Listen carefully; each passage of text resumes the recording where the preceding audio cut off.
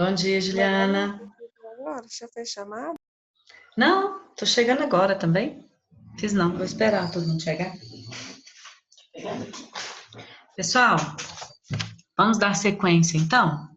Na última aula, nós começamos a questão do modernismo, né? O modernismo aqui no Brasil, que foi um grande movimento e muitos autores ainda julgam que estamos vivendo esse modernismo, tá? Para a gente fazer uma introdução desse modernismo, eu sei que a gente viu algumas características da primeira fase, manifestos, nós lemos alguns textos.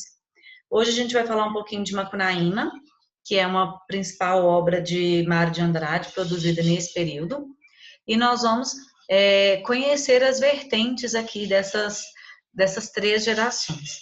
Alguns autores ainda acreditam que estamos vivendo a terceira geração modernista, tá? Eu vou abrir um quadro branco aqui só para eu fazer um esqueminha para explicar essa questão dessa situação.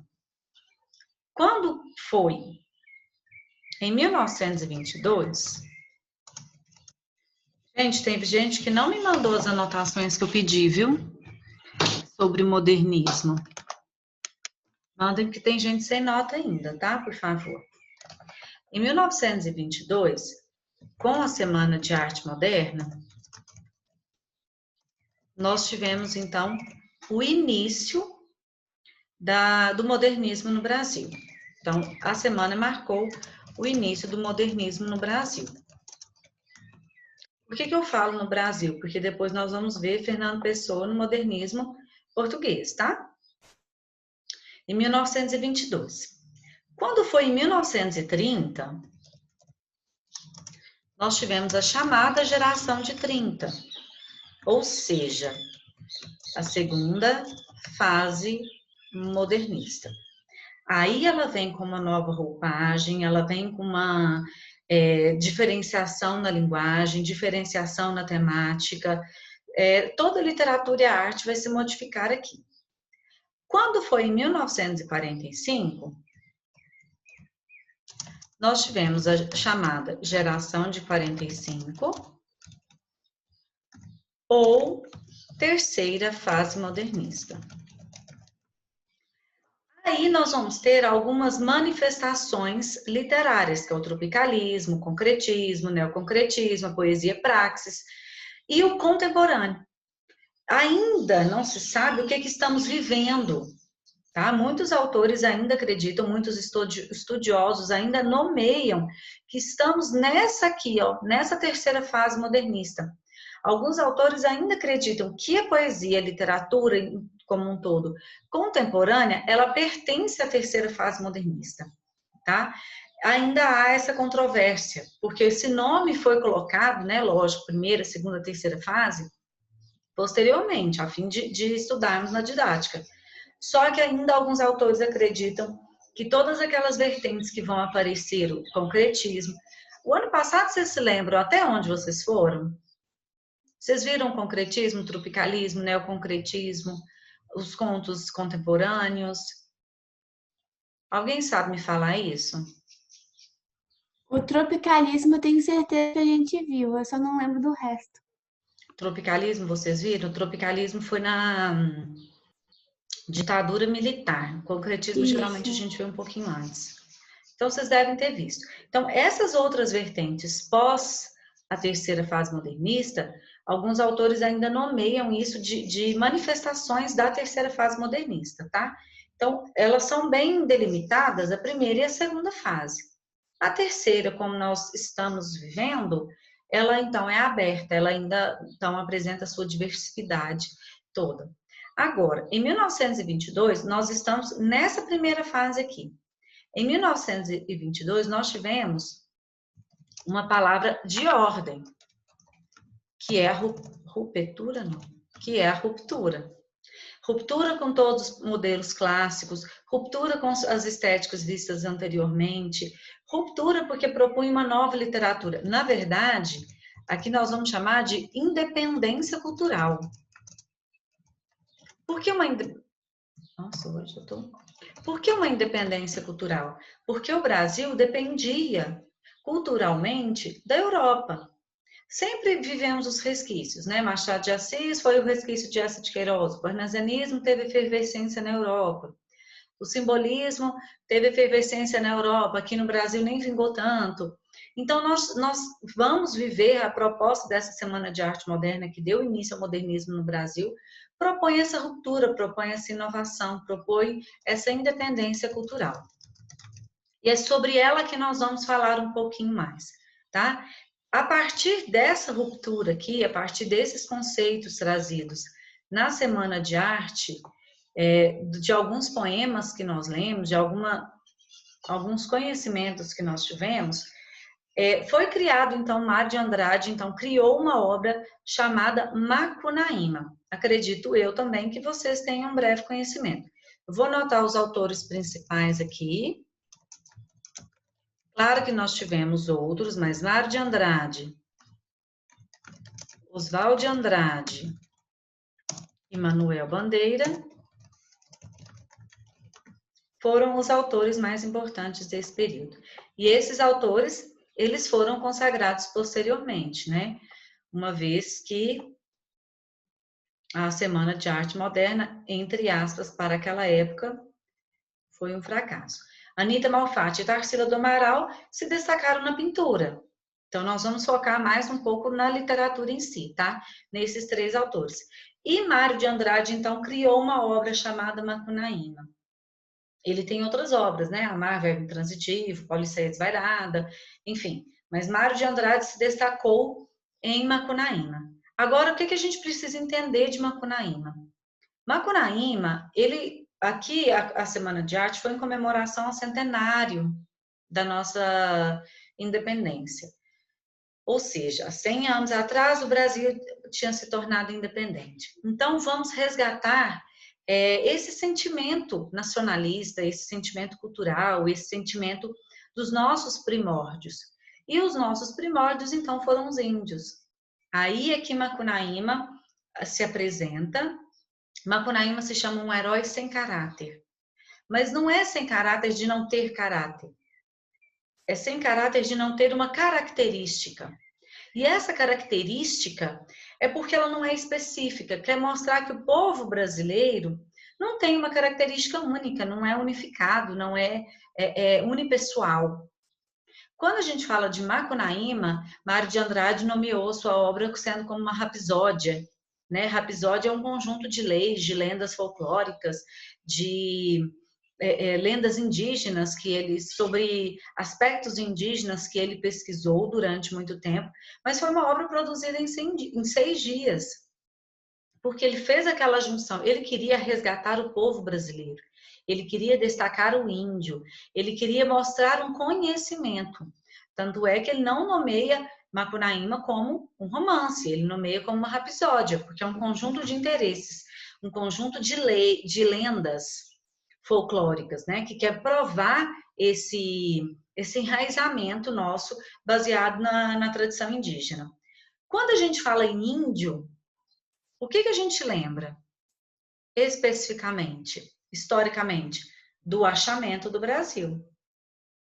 O achamento do Brasil, nós tivemos a nossa primeira obra aqui, que foi resgatar essa tradição do índio, que foi falar das tradições indígenas.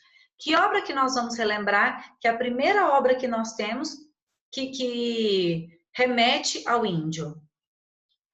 Alguém lembra? Lá na época do descobrimento? Importante fazer essa relação. O que, Maria Lúcia? Na época do descobrimento do Brasil,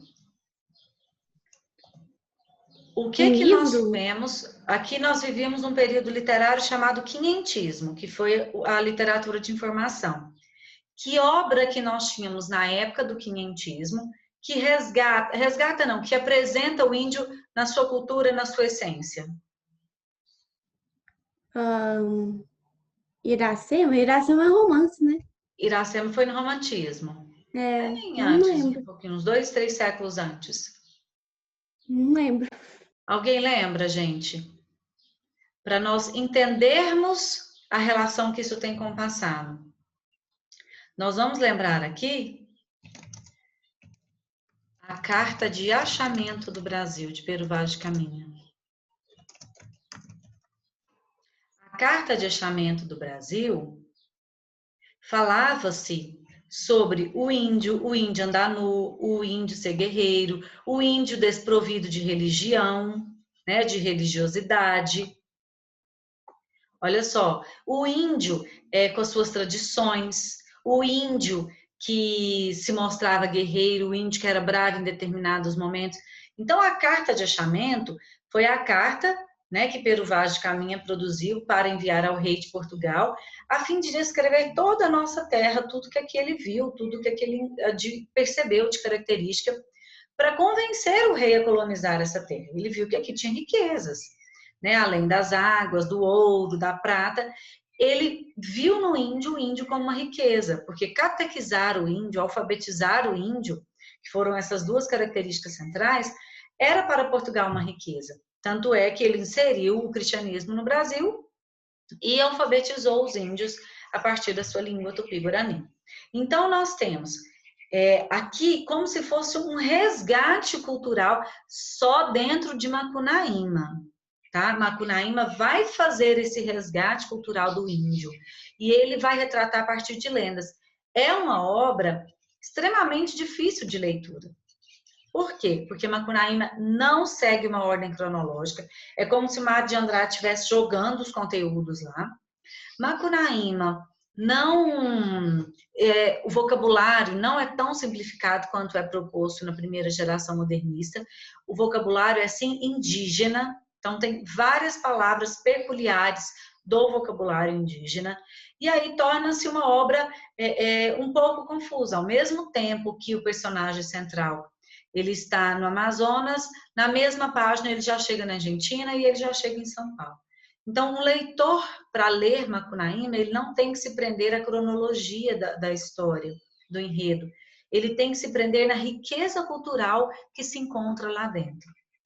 É uma obra que muitos estudiosos ainda nomeiam como a maior riqueza cultural indígena que nós temos aqui no Brasil, que até então nem as obras produzidas na época do quentismo tem tanto conhecimento, porque Mário de Andrade coletou, né, estudou muito para se produzir aquela obra. Então, a partir do momento que ele coletou lendas, figuras indígenas, aí sim ele produziu Macunaíma. Tá? Por isso que é uma obra ainda tão forte, tão importante aqui para nós nesse período. Eu vou abrir aqui por enquanto. Então, olha só, Macunaíma, né, chama-se o herói sem nenhum caráter. Como eu disse a vocês, sem nenhuma característica, né? Ele tinha um jargão muito presente, ai, que preguiça. Tudo que se falava com Macunaíma, ai, que preguiça. Foi uma obra publicada em 1928, já século XX, né? Bem pós-Semana de Arte Moderna. A semana foi em 22, então em 28. Lembrando que nós tivemos nesse período a revista Claxon, que foi aquela revista que publicava os manifestos, as obras de Mário de Andrade, Oswald de Andrade, Manuel Bandeira, a fim de mostrar essa ruptura com os padrões clássicos, mostrar essa inovação literária, né? Então, a revista Claxon foi importante nesse momento. E Macunaíma foi uma obra publicada por Mário de Andrade, baseada em lendas e mitos indígenas, principalmente folclore, tá? Por isso que ele considera como uma rapsódia. Ele criou esse nome. E depois nós, então, não tivemos outra rapsódia. E Macunaíma tem uma aproximação com o gênero épico. Se nós formos lembrar do gênero épico, é aquele que trata de feitos heróicos, ou marcos, grandes marcos históricos, né? Só que o nosso herói aqui é Macunaíma. E o nosso herói, ele não tem aquela figura de um herói, né? Ele é um herói sem caráter, é um herói desprovido de qualquer ação. É um herói que não faz nada. Na verdade, a história gira em torno do Muiraquitã. Nós vamos entender um pouquinho aqui. O enredo dessa rapsódia pode tornar-se confuso ao leitor acostumado ao pacto da verossimilhança realista. Ou seja, a obra é inverossímil. Lembra o que é verossimilhança? Alguém lembra dessa palavra? Ela é importante desde a base da literatura. O que é a verossimilhança? é tipo parecida com a verdade, com a realidade. Exatamente. Então, é aquela característica que se aproxima da realidade. Macunaíma não se aproxima da realidade, tá? Então, é uma obra, de certa forma, inverossímil. Então, é necessário aceitar o fato de o protagonista morrer 2 vezes. E Macunaíma, em uma fuga, passa em Manaus e algumas linhas ele está na Argentina. Ou o herói encontra uma poça para se embranquecer. Na verdade, ele e seus 2 irmãos saem em busca do Muiraquitã, que é um amuleto da sorte. E aí, no meio do caminho, eles encontram uma poça. São 3 negros. O primeiro entra, fica branco. O segundo, como a água já está suja, fica amarelo, fica encardido. O terceiro, como a água está suja, não consegue se limpar. Então, aqui é para mostrar até a miscigenação do Brasil, né? O branco, o pardo e o negro. Macunaíma, tá vendo? Ele, através de uma ação de Macunaíma, Mário de Andrade propõe apresentar outros pontos do Brasil. É um estudo do Brasil, tá? É um texto extremamente técnico. E aí nós vamos ter diretamente, lógico, a partir da Semana de Arte Moderna, as vanguardas europeias. As vanguardas europeias que influenciaram diretamente a criação da Semana de Arte. Tem alguém falando alguma coisa no chat? Não, né? Que piscou aqui para mim. As vanguardas europeias que influenciaram diretamente na Semana de Arte Moderna também vai estar presente dentro de Macunaíma e de várias obras, né? Não só Macunaíma.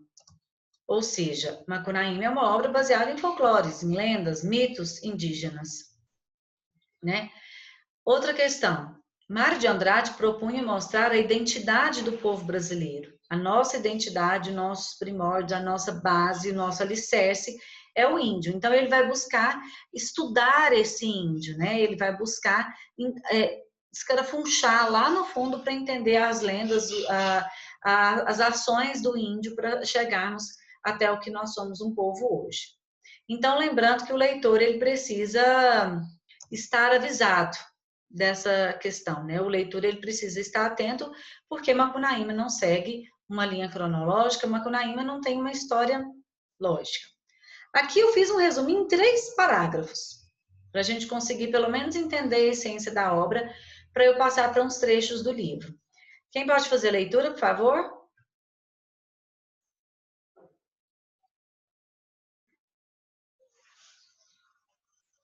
Vamos? Keis, pode ler? Leio sim. O resumo, por favor. Resumo da obra. Macunaíma nasceu no fundo do mato virgem, filho do medo e da noite, uma criança birrenta, preguiçosa e de mente ardilosa. Passa a infância em uma tribo amazônica até que toma banho de mandioca brava e se torna um adulto. Apaixona-se por Si, a mãe do mato, e com ela tem um filho que morre ainda bebê. Após a morte do filho, Si sobe aos céus de desgosto e vira uma estrela. Macunaíma fica muito triste por perder a sua amada, tendo como única recordação dela um amuleto chamado Muiraquitã. Porém, ele o perde.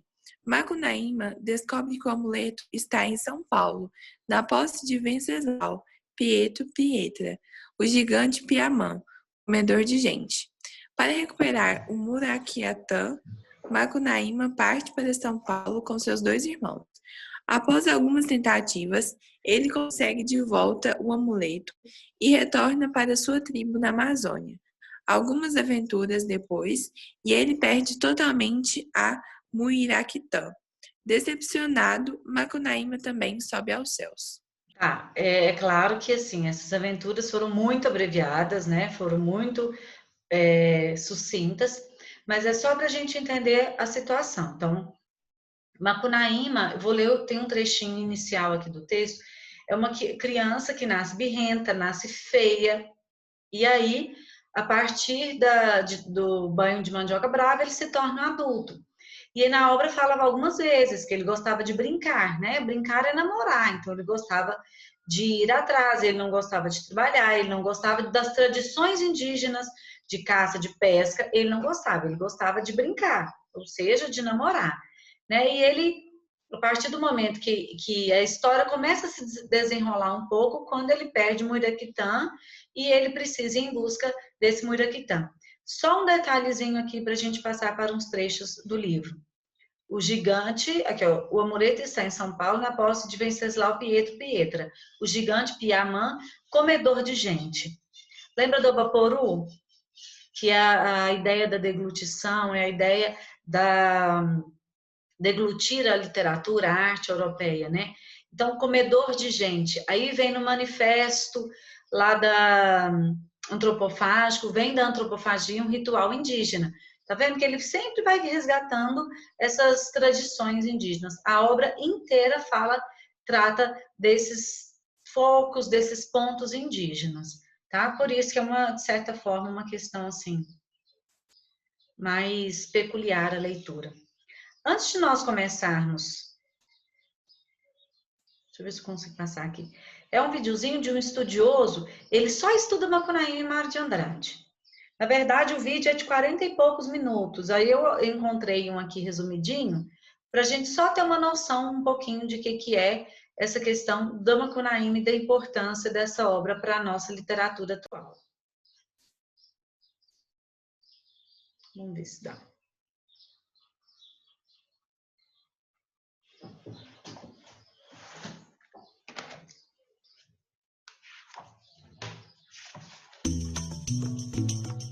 No fundo do Mato Virgem nasceu Macunaíma, herói da nossa gente. Era preto, retinto e filho do medo da noite. Houve um momento em que o silêncio foi tão grande, escutando o murmurejo do Urariquera, que a Índia Tapanhumas pariu uma criança feia. Essa criança é que chamaram Macunaíma. É interessante a gente saber que Mário de Andrade escreveu Macunaíma no ano de 1926, em 6 dias, ou mais exatamente em 6 noites. O livro, portanto, foi feito numa espécie de jorro. Ele aconteceu assim como, vamos dizer, uma explosão criativa, mas não por acaso.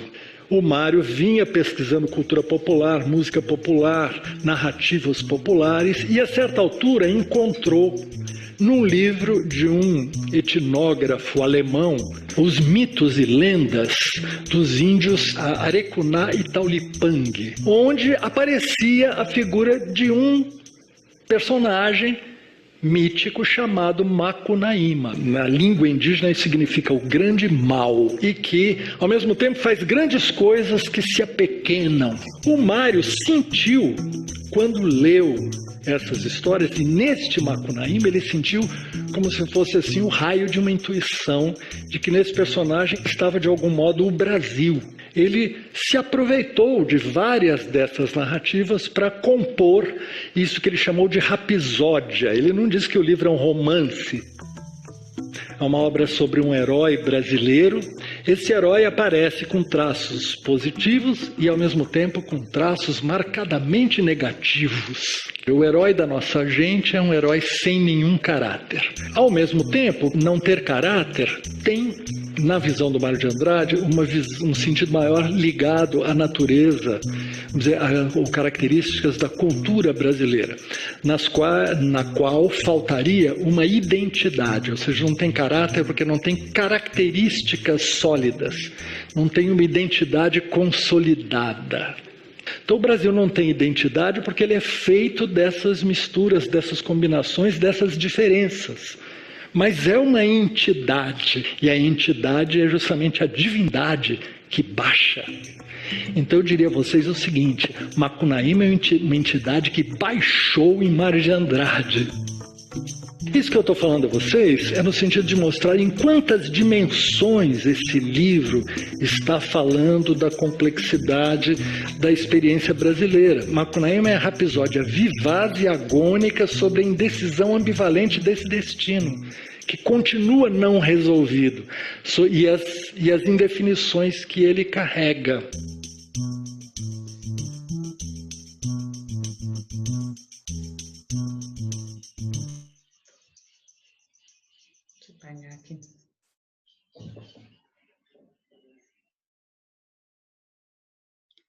Ah, volto sim, Juliana. Ah, Júlia, volto sim. Então, olha só, deu para a gente entender uma questão de Macunaíma, né?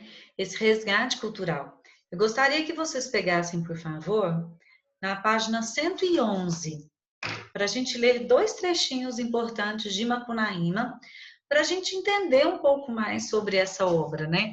Como a primeira fase modernista propôs essa ruptura, propôs essa inovação, esse estudo da nossa cultura, da nossa base literária, aqui, Macunaíma, então, a partir, né, dessa primeira fase, nós temos uma literatura que nós temos hoje, uma literatura desprendida, uma literatura com versos brancos, com versos livres, nós temos uma arte desprendida, né, nós temos a própria arte urbana é baseada nessas características propostas pela Semana de Arte, né, a partir daí nós ganhamos essa liberdade artística. Daí a importância de um evento e de uma fase tão importante. Pessoal, deixa eu só voltar aqui, que me pediram para voltar nos slides do, da primeira fase modernista.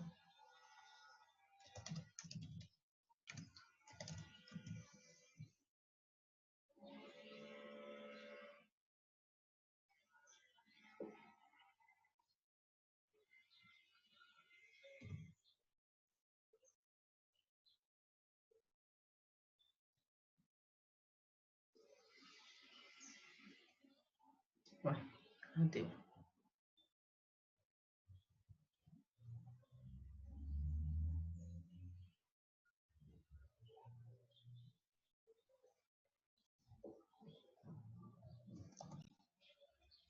Ó, que alguns não tinham terminado as anotações. Qual que você precisa, Júlia? Não, Maria Lúcia, é aquele slide que você fez, que estava mostrando as partes mais importantes. Do Macunaíma mesmo? É, Ah, acho que entendi, é. do modernismo.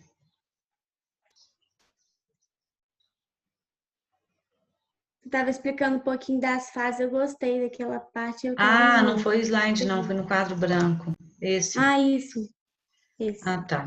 É. Aí, na próxima aula, eu vou completar a geração de 30 e a geração de 45, tá?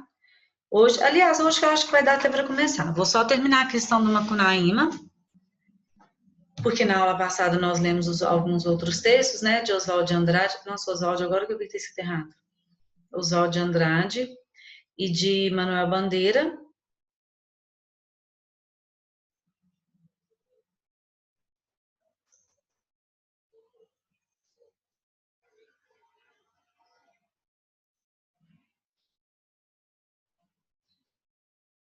Ai, saí, né? Já pode tirar, Maria Lúcia, eu tirei uma foto só para eu copiar depois. Ah, tá, joia. Pessoal, livros, por favor, página 111.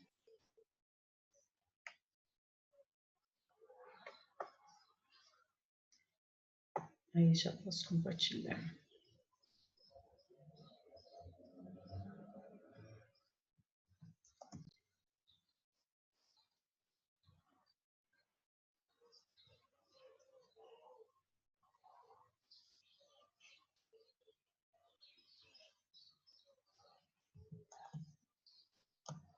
Olha só, essa imagem aqui, que tem no livro de vocês, é o filme chamado Macunaíma, né, baseado na obra. Ele nasce dessa forma aqui já, ele já nasce grande, tá? No filme, né?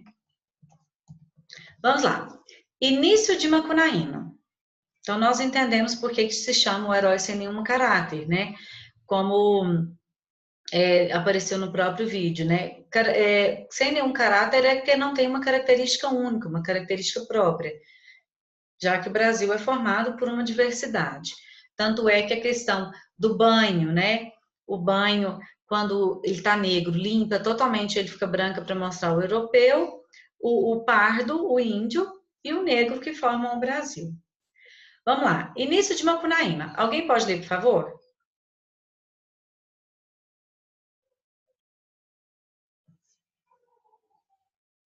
Só esse trechinho aqui, gente, ó.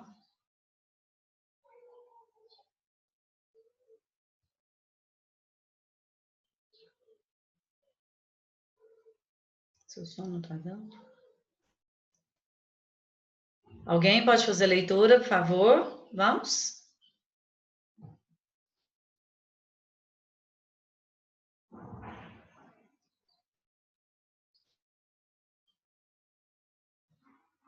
Maria Lúcia, tá muito ruim para enxergar.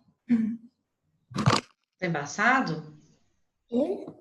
Tá na página 111 do livro. Ah, tá. Obrigada. Tá embaçado meu compartilhamento? Ah, tá embaçado aqui. Ué. Será que é a minha internet?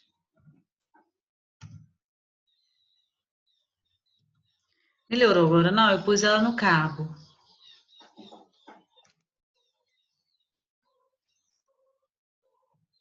Melhorou nada, não? Aqui não? Não. Ué, gente. Deixa eu sair e entrar de novo.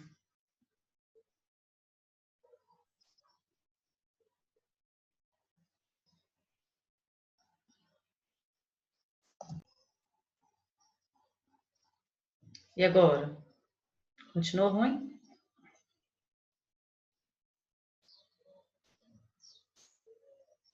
E agora? Continua. Normal. Normal assim, né? Ruim. Ruim? Ah, então nós temos que ler pelo livro. Vamos lá, página 111. Alguém pode fazer leitura, por favor?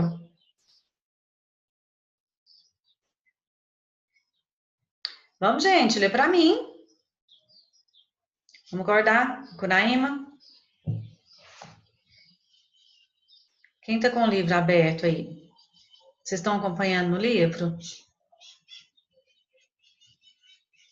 Vocês estão acompanhando no livro, gente? Oiê, conversa comigo. Qual é a página, Maria Lúcia? Eu leio. Página 111. Aí eu leio. Então vamos, Kate. Pode ler, Cris. Início de Macunaíma. No fundo do Mato Virgem nasceu Macunaíma, herói de nossa gente. Era preto retinto e filho do mato da noite. Houve um momento em que do medo da noite, né? Houve um momento em que o silêncio foi tão grande, escutando o murmurejo do Uraricoera, que a Índia Tupaiamas pariu uma criança feia. Essa criança é que chamaram de Macunaíma. Tá? Então, parir uma criança feia já foi uma característica bem peculiar aí da obra. Esse trechinho aqui, na página 111 ainda, vai retratar do banho que eles tomam e que troca de cor. Vamos lá. Gostaria que alguém lesse, ou mesmo aqui, tanto faz, as etnias que formam o Brasil, né?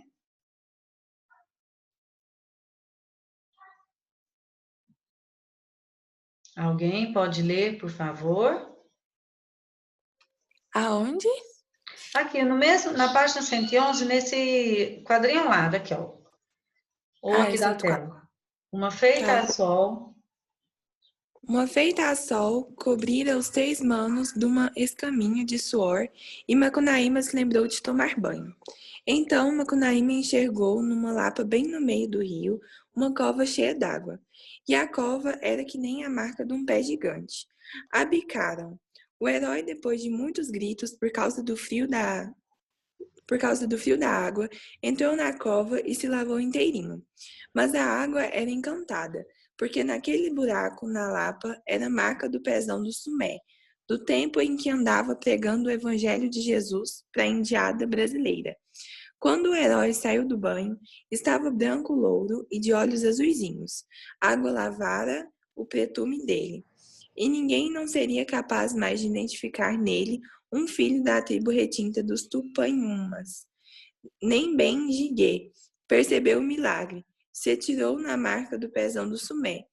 Porém, a água já estava muito suja da negrura do herói, e por mais que Jiguê esfregasse, feito maluco, atirando água para todos os lados, só conseguiu ficar da cor do bronze novo. Macunaíma teve dó e consolou. Olhe, mano Jiguê, branco você ficou não, porém pretume foi-se, e antes fanho que sem nariz. Maanapê Então é que foi se lavar. Mas Jinguê esborrifava toda a água encantada para fora da cova. Tinha só um bocado lá no fundo e Manapê conseguiu molhar só a ponta dos pés e das mãos. Por isso ficou negro, bem filho das tribos dos Tapanhumas. Só que as palmas das mãos e dos pés dele são vermelhas por terem se limpado na água santa. Macunaíma teve dó e consolou. Não se aveste, Manapê. Não se aveste não, mas sofreu nosso tio Judas. Então, olha só, aqui retrata o banho, né? Ele ficou limpinho, ele ficou loiro dos olhos azuis, seu irmão Jiguê ficou bronze e o Manape continuou negro, né? Para mostrar a fim das etnias aqui, a miscigenação que forma o Brasil, tá? Tá vendo que a obra ela não segue uma ordem cronológica, ela não tem um segmento. A obra, de fato, é um jogo das tradições indígenas, né? Que nós temos aqui no Brasil. Olha só, em seguida aqui no livro nós vamos falar das questões. Esse aqui era o Macunaíma antes do banho. E aí ele fica loiro dos olhos azuis, cabelo grandinho assim no filme, né? Depois se alguém interessar, é bem cultural, é até interessante o filme, sim. Agora olha aqui. Nós vamos falar da questão do quinhentismo, que é o que nós falamos da carta. A Carta de Achamento do Brasil fala especificamente do índio, das tradições que Pedro Vaz de Caminha viu aqui no Brasil para referir-se ao rei de Portugal, né? Para contar ao rei de Portugal. Mas eu quero que vocês percebam, aqui nós temos um trecho do quinhentismo, esse aqui que eu quero. Isso. Lá na página 113. Que vocês percebam a forma de ver o índio. Nós temos o índio fortemente representado no quinhentismo. Depois nós temos o índio fortemente representado no romantismo, o qual trata da independência do Brasil, e agora o índio representado por Mário de Andrade, tá? Então, gente, é importante a gente ver a semelhança entre a temática e a diferença de trato, a diferença de cuidado em propagar isso. Então, olha só, vou até fazer um quadro aqui. O índio, ele aparece no quinhentismo, depois ele aparece no romantismo, primeira geração romântica, e na prosa, e agora ele vai aparecer no modernismo, tá? Saibam diferenciar a forma que o índio aparece nessas três situações. Nós vamos ver o índio agora no modernismo, a partir das lendas folclóricas propostas por Mário de Andrade. Nós vamos ler um trechinho do quinhentismo para a gente tentar perceber essa diferença. Peguem, por favor, na página 112. Aqui, ó. No quadro... Não é 112, não. 113. No quadro da direita. Aqui nós vamos entender um pouquinho como que o índio era visto na época do quinhentismo e como que o índio foi apresentado na época do modernismo. Vamos lá, quem pode fazer a leitura rapidinho, porque senão não dá tempo. Gente, vamos acordando. Vamos, só a leitura que eu preciso fazer chamada. Júlia, Carol, Daisy. Eu leio. Então vamos, de cá. Afeição. Pega a afeição? Isso, página 113. Ah, tá. Página 111. A afeição deles é serem pardos, maneiras de avermelhados, de bons rostos e bons narizes, bem feitos. Andam nus, sem cobertura alguma. Não fazem o menor caso de encobrir ou de mostrar suas vergonhas. E nisso tem tanta inocência como mostrar o rosto. Ambos traziam os beiços de pajo furados e metidos neles seus ossos brancos e verdadeiros. do comprimento de uma mão atravessada, da grossura de um fuso de algodão, agudos na ponta como um furador.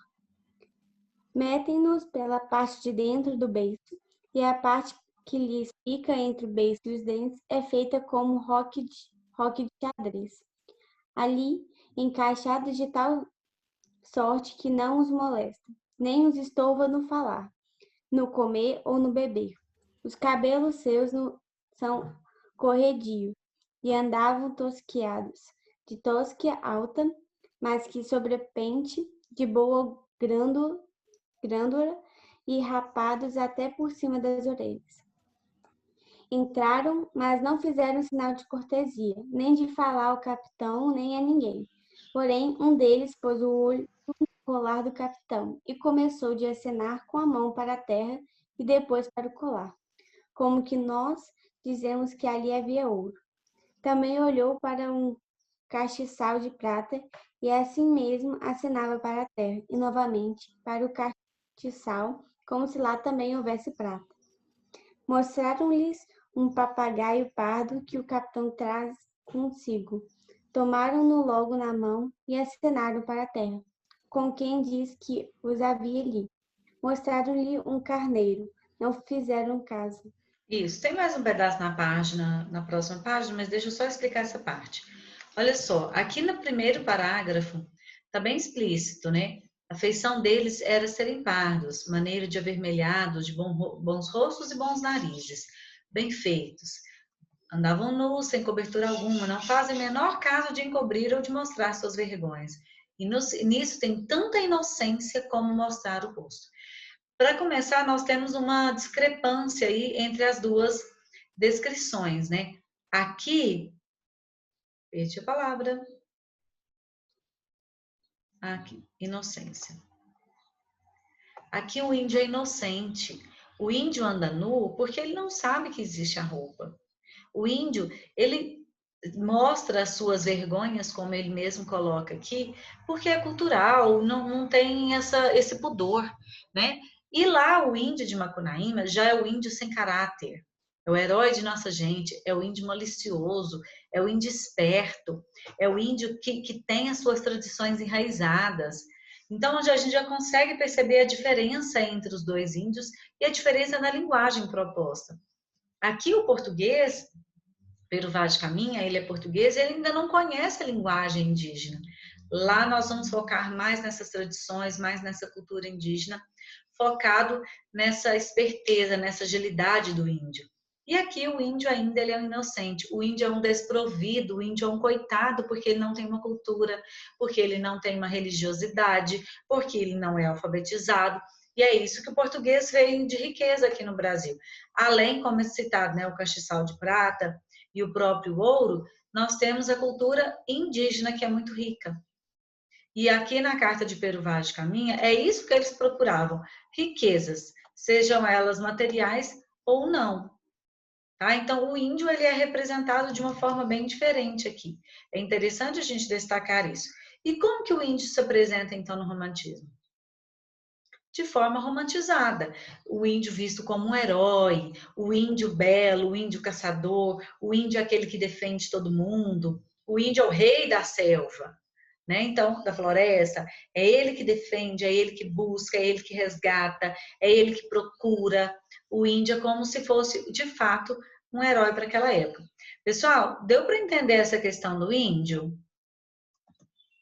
Primeiro, Macunaíma, a gente tem que perceber, ter essas percepções, porque o índio ele é uma figura central da nossa literatura, né? Da nossa arte brasileira.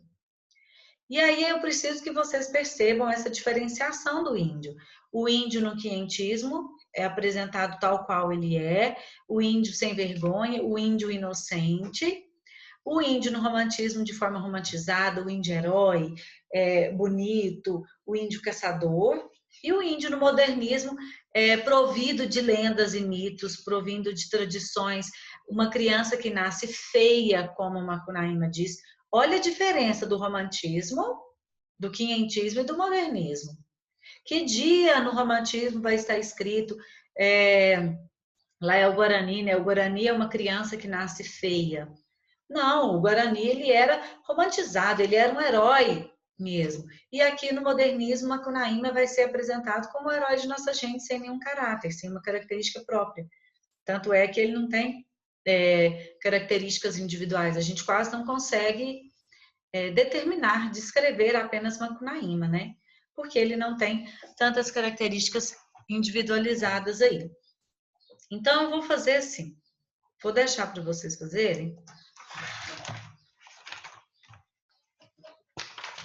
Só algumas questões baseadas nessa primeira fase modernista, que na próxima aula eu já pego a questão da...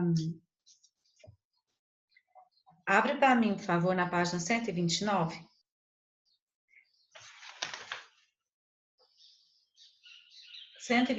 Número 1.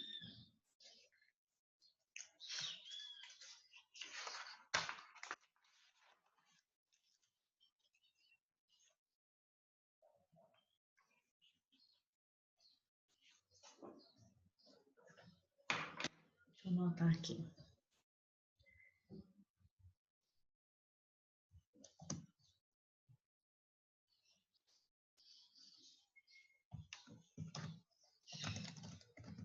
Página 129, número 1.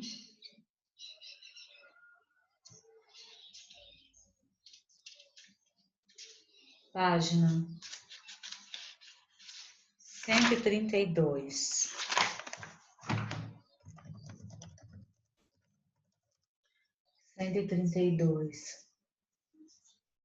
Números 1 e 2, com justificativa.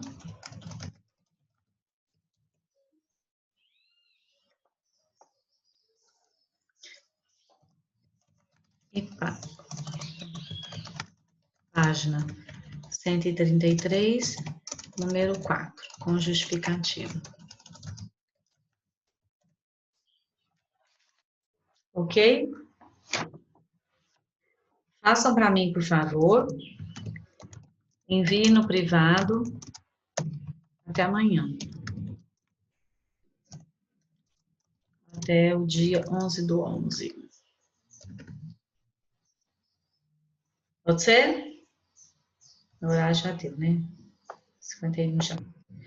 Envia para mim no privado essas questões com justificativa, por favor, ok? Sim? Aguardo, então, os exercícios de vocês. Boa semana. Até quinta-feira, se Deus quiser. Tchau, gente. Tchau, Maria Lúcia. Até Oi, a Marcela. próxima aula. Oi, tudo bem? Pode acabar, Maria. Não, eu já acabei. Tava dando tchau mesmo. Tava só passando exercício. Tchau, gente.